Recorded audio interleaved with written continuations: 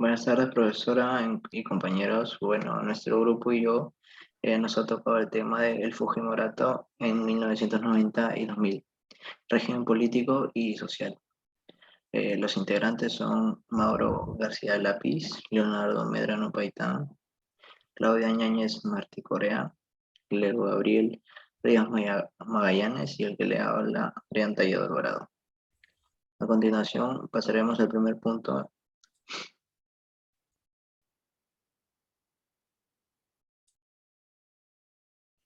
El primer punto, el neopopulismo fujimorista. Dentro de las circunstancias que acompañaron la caída del Perú en el caos económico de finales de los 80 y la extraordinaria aparición de Fujimori en la campaña electoral de 1990, resaltan con particular claridad tres aspectos relacionados entre sí. Como primer punto, la crisis de confianza en la habilidad de la élite política para manejar los problemas del país, los dos ciclones de la hiperinflación y el desmonoramiento generalizado del orden público, crearon una crisis de inseguridad que afectó de diferente manera a todas las clases sociales. Fue en esta coyuntura de inestabilidad política y económica extrema que surge la figura de Fujimori, un completo desconocido descubierto por el radar de los encuestadores políticos apenas 2 o 3 semanas antes de la primera vuelta de las elecciones presidenciales. Fujimori fue el producto de una situación desesperada donde las otras alternativas parecían mucho menos atractivas. En la segunda vuelta, Fujimori pudo contar con el apoyo de todos aquellos que querían bloquear el camino a la coalición derechista de Mario Vargas Llosa. Una de las desventajas de Fujimori fue que no era un político profesional con un plan de gobierno bien trazado.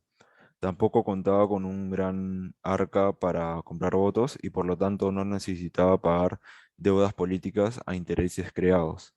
El segundo aspecto era que quedó bastante claro por la experiencia de los años anteriores que el modelo estatista estaba acabado y se requería uno diferente. Aunque Fujimori coqueteaba con ideas heterodoxas al principio, su gobierno vio el retorno de la ortodoxia con creces. El tercer punto es que durante su primer gobierno el problema de la falta de apoyo organizado se agudizó aún más debido a la naturaleza impopular de la estrategia económica del gobierno. En tales circunstancias se volvió necesario para Fujimori, como para algunos de sus predecesores, tratar de establecer la legitimidad de su gobierno, construyendo una relación más estrecha entre el presidente y el pueblo, sin la mediación de otros grupos o partidos. Por supuesto, el punto tan bajo en el que había caído el sistema de partidos en 1990 hizo esto posible. Al igual que García, había buscado forjar una unidad alrededor del problema externo de la deuda. Fujimori trató de construir un acuerdo general atacando a los partidos políticos a los que responsabilizó de los problemas que tenía el Perú en ese entonces. Le doy pase a mi compañero.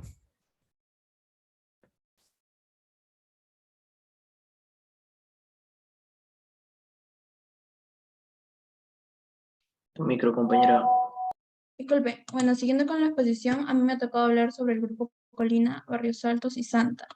Esto sucedió el 3 de noviembre de 1991, en donde 6 individuos encapuchados y armados del grupo Colina irrumpieron en una vivienda en Barrios Altos, en donde se estaba realizando una pollada, debido a una presunta vinculación con actividades terroristas. Aquí, pues, los atacantes tenían el rostro cubierto con pasamontañas y ordenaron a los agentes cerca de 2 minutos.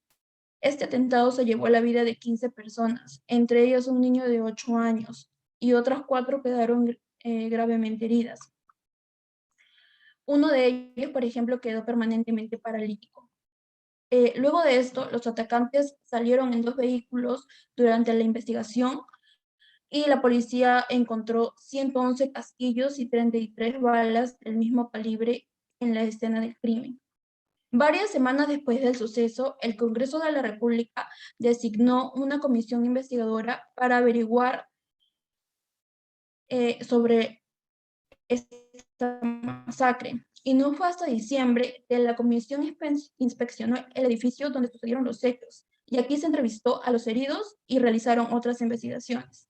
Sin embargo, no se pudo completar su tarea debido al autogolpe que ejecutó Fujimori el 5 de abril de 1992, pues que se sabe que disolvió el Congreso. Luego de esto, fue hasta abril de 1995 que surge la oportunidad en donde las Cortes Militares, y pues para que se le otorgue jurisdicción sobre el caso. Pero antes de que la Corte Suprema pudiera resolver la petición, careció de sentido pronunciarse sobre el fondo del asunto, debido a que el Congreso aprobó una ley de número 26.479 que ordenó una amnistía general para todos los miembros de las fuerzas de seguridad y civiles que fueran sujetos de denuncia, de alguna queja, de juicio o detención, o que estuvieran cumpliendo sentencias de prisión por delitos contra los derechos humanos por actos cometidos luego de mayo del 80. Como les dije, antes de la aprobación de la ley de amnistía, ya habían investigaciones que revelaron información comprometedora. Es así que el Ejército del Perú hizo público que los miembros del Grupo Colina fueron los responsables de la masacre en Barrios Altos, y también señalaron que el jefe del Comando de Conjunto de las Fuerzas Armadas, como el jefe de Servicio de Inteligencia Nacional, tenían pleno conocimiento sobre esta masacre. Por otro lado, en el 2001, el gobierno peruano aceptó pagar más de $3 millones en compensación a los 4 sobrevivientes y a los parientes de las 15 personas asesinadas. Más tarde, el 13 de septiembre del 2001, el vocal supremo José Luis Lécaros presentó una solicitud internacional a la Interpol para que se efectúe el arresto de Fujimori, que en ese entonces vivía en Japón. Bueno, como se sabe, han pasado más de 20 años desde los sucesos y las víctimas aún esperan que se haga justicia. Recordemos que no es la primera vez que se ven retrocesos en el camino de la justicia por este caso, ya que en julio del 2012 la Sala Penal Permanente de la Corte Suprema de Justicia emitió una ejecutoria suprema en la que declaró que las ejecuciones extrajudiciales ocurridas en el caso de Barrios Altos no constituían delitos de lesa humanidad y rebajó la pena a los imputados.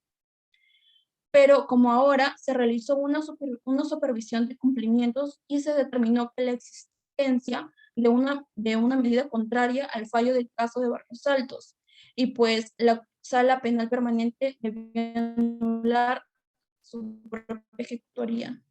Gracias. Le doy paso a mi compañero.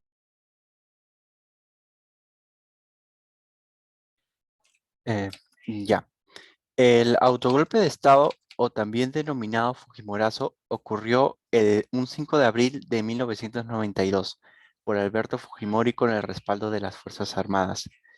Mientras Fujimori daba un discurso transmitido por la televisión, las tropas del Ejército, la Marina y la Fuerza Aérea tomaban el Congreso, el Poder Judicial, el Ministerio Público, además de intervenir con varios medios de comunicación.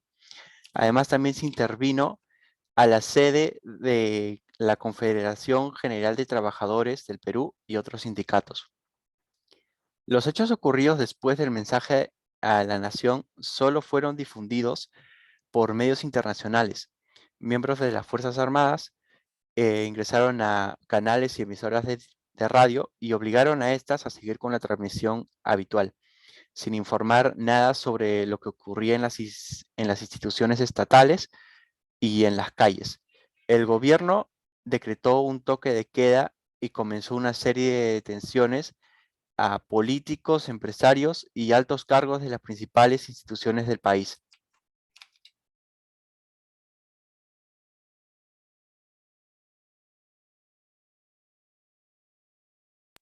En este punto les hablaré del atentado en la Contunda.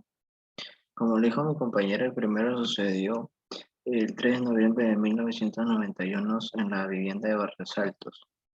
El segundo ocurrió el 18 de julio de 1992 en la Universidad Nacional de Educación Enrique Guzmán Lavalle, más conocida como La Cantuta, fundado por don José de San Martín. 9 estudiantes y un profesor fueron sustraídos de sus residencias y posteriormente desaparecidos. Los restos de 2 de ellos fueron hallados en fosas clandestinas. Los 2 casos llegaron a la Corte IDH y en ambos el Estado peruano reconoció su responsabilidad por los hechos. Estos fueron calificados por el Tribunal Norteamericano como violaciones graves a los derechos humanos y como crímenes de lesa humanidad. En el caso de la Cantuta, la Corte estableció que, como tales, resultaba inadmisible la aplicación de leyes de amnistía, otro tipo de excluyente que obstaculizara la investigación y sanción de los responsables. En ese sentido, señaló que las leyes de amnistía dictadas durante el gobierno de Fujimori sirvieron para exonerar a los responsables de este tipo de violación de derechos humanos. Carecían de efectos jurídicos. Así, el Estado peruano comenzó a dar cumplimiento a las sentencias y a su deber investigar y sancionar a los responsables, dentro de los cuales también se encontraba el expresidente Alberto Fujimori. En el 2009, este fue condenado a 25 años de prisión por la Sala Penal Especial del CEPE, la cual determinó que Fujimori había sido autor mediato de los delitos de homicidio y calificado y lesiones graves por los hechos ocurridos en Barrios Altos y La Cantuta. El CEPE estableció que Fujimori había cooptado de Fuerzas Armadas y era la cabeza de un aparato organizado que giraba en torno al Servicio de Inteligencia Nacional y que había servido como medio para cometer delitos de los cuales Fujimori había tenido conocimiento. A continuación le pasaré a mi compañero.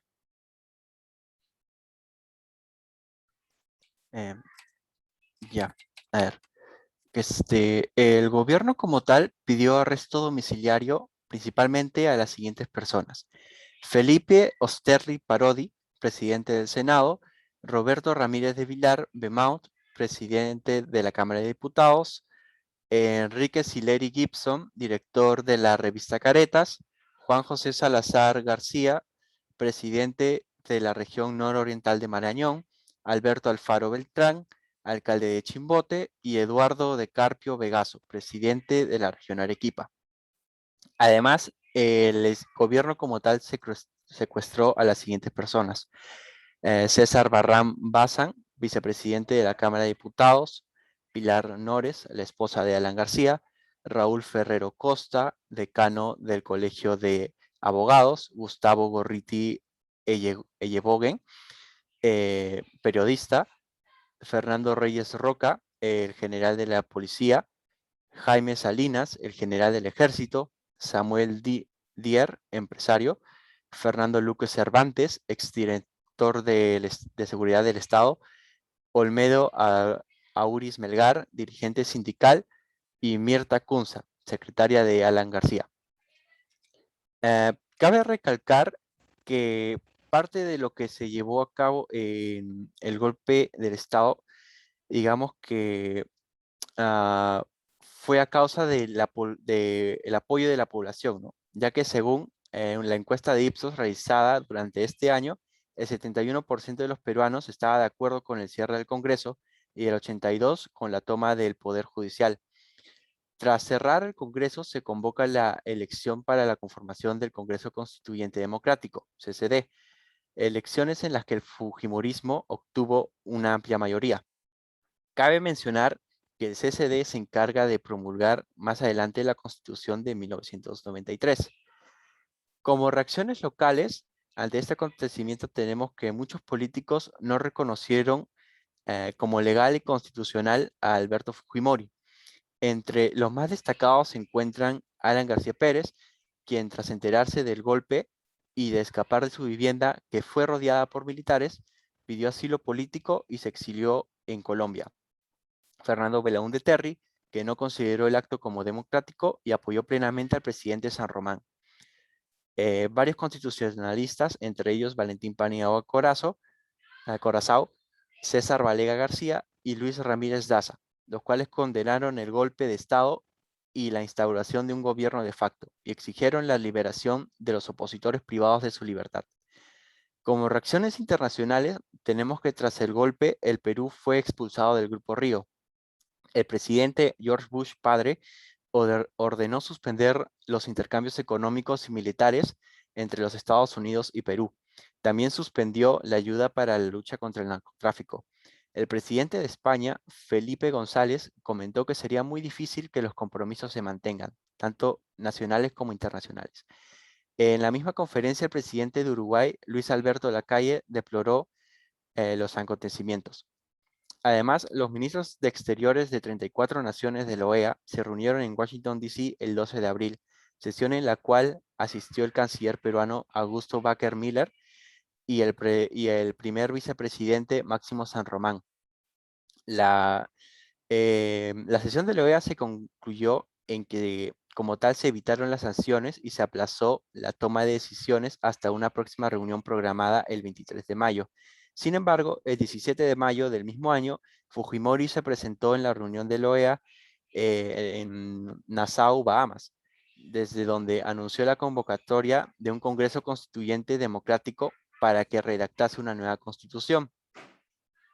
Como principales cambios de la constitución que se dio en 1993, tenemos la introducción del referéndum para la aprobación de cualquier reforma total o parcial de la Constitución, la aprobación con normas del rango de ley, entre otras. La pena de muerte aplicada en casos de traición a la patria, la cual ahora se extiende a los delitos de terrorismo, sin embargo, esta no se practica.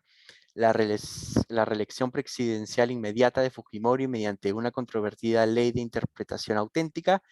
Es de resaltar que luego de su renuncia se modificó este artículo, quedando prohibida la reelección inmediata. Quien culmina actualmente su mandato presidencial puede volver a candidatear transcurrido como mínimo un periodo constitucional. Se da la extensión de facultades al presidente de la República. Estas fueron ampliadas al nivel de potestad legislativa mediante los decretos de urgencia y la posibilidad de disolver el Congreso si este censura 2 veces el Consejo de Ministros. El Poder Legislativo ahora posee una estructura unicameral con 120 representantes o congresistas. Esto, sin embargo, en el 2011 se amplió a 130, pero sigue siendo inferior al antiguo Congreso bicameral de 180 diputados y 60 senadores. El Congreso Nacional de la Magistratura del Perú se dota de autonomía para la selección del nombramiento y los magistrados, jueces y fiscales. Se crea la Defensoría del Pueblo, ente autónomo que se encarga de defender los derechos del pueblo y supervisar el cumplimiento de los deberes de la administración estatal. El Estado empieza a tener un rol subsidiario en la economía. Se establece la iniciativa privada libre y se ejerce en una economía social de mercado. El Estado hace actividad empresarial en casos excepcionales. El Estado vigila y facilita la libre competencia, legaliza la libre tendencia de moneda extranjera, el libre cambio y defiende los intereses de los consumidores. La política monetaria es autónoma, por lo que el BCRP es autónomo de las decisiones políticas. Se sigue mencionando las comunidades campesinas y nativas, pero ya no a la reforma agraria. Se garantiza la privatización de las tierras aplicándose el libre mercado. Incluso las tierras abandonadas pasan al dominio del Estado para su adjudicación en venta. Se dejó de garantizar la estabilidad laboral estipulada en el artículo 48 de la Constitución anterior. Ahora solo dice que el Estado otorga al trabajador adecuada protección contra el despido arbitrario y se reconoce a las municipalidades autonomía política, económica y administrativa. Bueno, a continuación les hablaré sobre las esterilizaciones forzadas en el tiempo de Fujimori. En el gobierno de Alberto Fujimori aprovechó el discurso de los derechos humanos de las mujeres y la coyuntura de violencia para transgredir masiva y generalizadamente sus derechos humanos, implantando una política de esterilizaciones forzadas. En su ensayo, Ana María Vidal señala que las esterilizaciones pudieron haber formado parte de la Comisión de la Verdad y la Reconciliación, ya que encajaba dentro de su mandato. Las consecuencias de no incluirlas se sienten hoy en día porque la justicia no ha llegado a las mujeres esterilizadas. En su artículo de Ana María Vidal, ella refiere a las repercusiones de esta comisión. En julio de 2005, el Congreso de la República creó el Plan Integral de Reparaciones para las víctimas de la violencia ocurrida durante el periodo de mayo de 1980 a noviembre de 2000. Esta ley estableció el marco normativo de las reparaciones, conforme a las conclusiones y recomendaciones del informe de la Comisión de la Verdad y Reconciliación. Hasta la fecha, los sucesivos gobiernos han señalado que el marco normativo de esta ley no contempla la política de esterilizaciones forzadas perpetradas desde el Estado en la década de los 90, debido a que las conclusiones y recomendaciones de la Comisión de la Verdad y Reconciliación, el CBR, omitió pronunciarse sobre este asunto.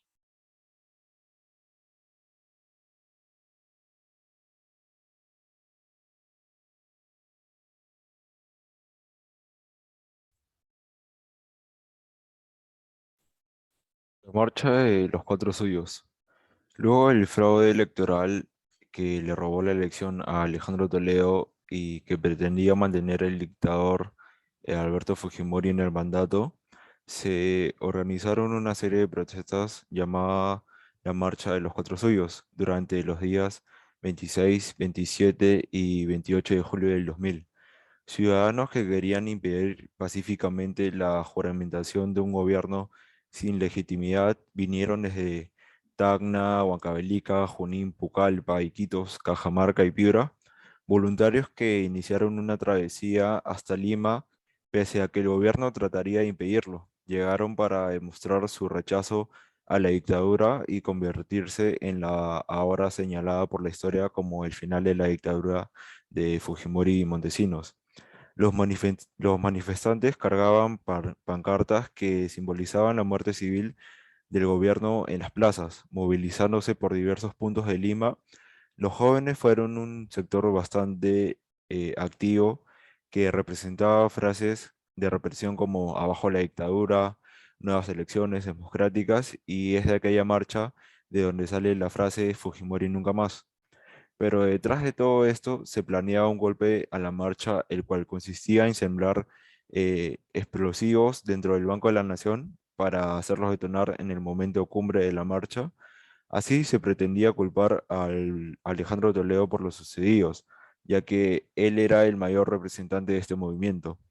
Además de las decenas de agitadores contratados por Montesinos para crear caos y gracias a ello justificar una represión dentro de la pacífica protesta. En el atentado del banco murieron 6 vigilantes por las bombas incendiarias que destruyeron el Banco de la Nación de inmediato. El epicentro de la marcha fue el 28 de julio del 2000, mientras que en el Palacio de Gobierno Alberto Fujimori juramentaba como presidente. Afuera en las calles los ciudadanos protestaban aún más fuerte y lograron hacerlo tambalear. Luego de la juramentación, se culparon a a los manifestantes por las muertes en el atentado al banco, pero luego se descubriría que detrás de los asesinatos estaban los agentes del Servicio de Inteligencia Nacional. La resistencia liderada por Alejandro Toledo había logrado sacar del poder a Fujimori y Montesinos, pues había logrado que millones de peruanos provenientes de todos los rincones del país, de manera unitaria y con decisión, fueran protagonistas de esta gesta cívica. Un pueblo sin violencia y solo armado con la fuerza de sus convicciones a través de la marcha de los otros suyos, logró devolverle la esperanza a nuestra patria. Después de la revelación de los agentes del SIN, faltaba poco para que el gobierno cayera, pues también salió a la luz un video en el que se mostraba a Montesinos comprando a un congresista de oposición, siendo este el detonante del fin del gobierno. Le doy el pase a mi compañero para que hable sobre este punto. Prosiguiendo con la exposición, me tocaba hablar sobre dos puntos muy importantes que dieron fin al Fujimorismo: los Vladivideos y la renuncia por fax. Vladivideos es la denominación que se le dio a una colección de videos peruanos en formato casero elaborados por Vladimiro Montesino, asesor presidencial del gobierno de Alberto Fujimori en las instalaciones del Servicio de Inteligencia Nacional de Perú. En estos videos se observa cómo Montesino sobornaba a dirigentes políticos de empresas privadas importantes, de comunicaciones y de gobiernos locales para que se pusieran a disposición del gobierno. Estos videos eran ocultados en la casa de playa que Montesinos poseía en Playa Arica, balneario en la zona sur de la provincial de Lima. Esto sucede antes del 14 de septiembre del 2000. Este día, tras haberse subtitulado el video, los parlamentarios de la bancada del Frente Independiente Moralizador se dirigieron hacia las instalaciones del Canal N para entregarles una copia de la cinta, en caso que los planes originales fallaran, pues estos habían sido amenazados de muerte y el único medio de comunicación en el que confiaban era el mencionado canal de televisión. El 14 de septiembre del 2000, el Frente Independiente Moralizador había convocado una conferencia de prensa para anunciar su retiro de la mesa de diálogo de la OEA. Sin embargo, también presentaron un video en el que se podía apreciar cómo Vladimiro Montesinos realizaba graves actos de corrupción con Alberto Curi, quien había sido recientemente elegido congresista por el partido opósito Perú Posible. En el video se ve a Curi recibir dinero de Montesinos a cambio de anunciar el partido Perú Posible y sumarse a las filas de la agrupación oficialista Perú 2000. Después del 14 de septiembre del 2000, luego de la presentación del video, Montesinos huyó, así como también lo hicieron aquellos que sabían que en algunos momentos serían puestos al descubierto. El otro punto fue la renuncia por fax. Fujimori viajó el 13 de noviembre del 2000 a la cumbre económica de APEC en Brunei, desde donde escapó a Japón. El 19 envió su renuncia a la presidencia por fax desde un hotel de Tokio, donde decía: he vuelto entonces a interrogarme sobre la conveniencia para el país de mi presencia y participación en este proceso de transición, y he llegado a la conclusión de que debo renunciar formalmente a la presidencia de la República. Esto escribió en el fax. Su renuncia fue rechazada por el Congreso, que en su lugar aprobó su destitución por incapacidad moral permanente el 21 de noviembre y le prohibió postular a cargos públicos por 10 años. Por ello, lo sustituyó el recién estrenado jefe del legislativo, Valentín Paniagua, quien dirigió el país 8 meses como presidente interino hasta que entregó el mando a Alejandro Toledo, ganador de los comicios de abril del 2001. Asimismo, un día antes de enviar el más famoso fax de la historia peruana, Alberto Fujimori había insinuado que iba a renunciar en una entrevista con la AFP en el Hotel New Otani de Tokio, cuando dijo que no quería ser un factor de perturbación en Perú. Ahora le doy pase a mi compañero.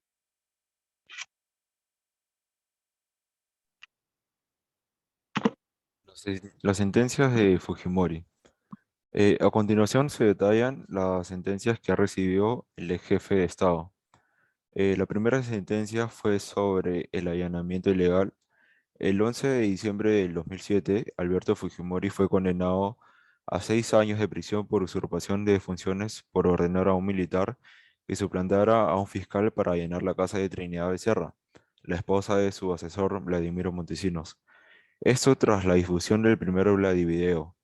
Fue condenado a 6 años de prisión, sentencia que incluye el robo de varios Vladivideos. También fue impuesta una reparación civil de 400.000 soles. La segunda sentencia es sobre los casos La Cantuta y Resaltos.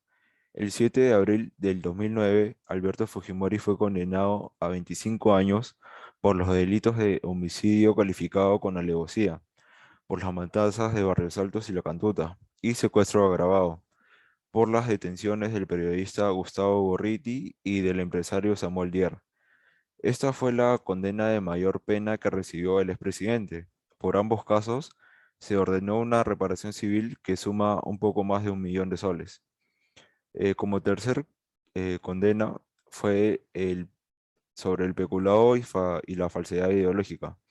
El 20 de julio del 2009, Alberto Fujimori fue condenado a 7 años y medio de prisión por probarse el pago de 15 millones de dólares a Vladimiro Montesinos por compensación de tiempo de servicios. Este fue el tercer juicio con resultados adversos. La cuarta sentencia fue sobre los delitos de corrupción y espionaje.